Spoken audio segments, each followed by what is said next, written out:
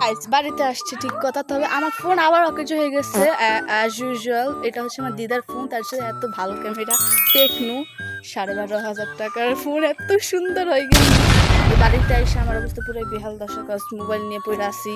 আর ওই যে গিয়ে আমার ফ্যামিলি, আমি, ছোটো মাসি, আমার ছোট ভাই এবং আমি, আমার মা এসেছি, আর কেউ আসেনি। মেশোরা কেউ ছুটি পায়নি।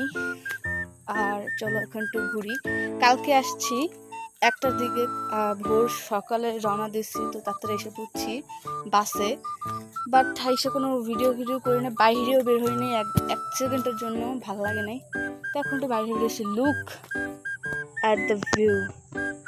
ক্যামেরায় সত্যি কথা গ্রামের প্রকৃতি ধারণ করা যায় না, এটা একদম বাস্তব কথা।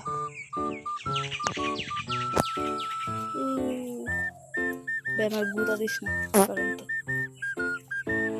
এই গাছ এমন ঝুলে গেছে।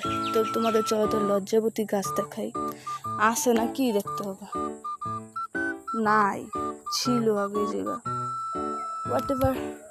তো এ হচ্ছে আমাদের গ্রামীণ প্রকৃতি, বরিশালের প্রকৃতি বিশেষ করে।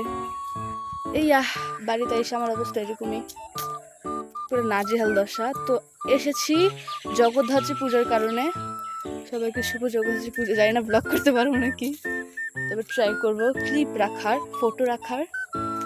আর কে কোথায় জগদ্ধাত্রী পূজায় আছে অবশ্যই জানাবে আমাকে। আমি জানি ব্লগটা অনেক দেরিতে পোস্ট হয়েছে, কজ ভিডিও করছে এখন, তবে বাসায় যে এডিট করে দেন ছাড়তে হবে, কজ আমার ফোন তো এখনও কিছু ছাড়তে পারবো না, তাতেও সন্দেহ আছে।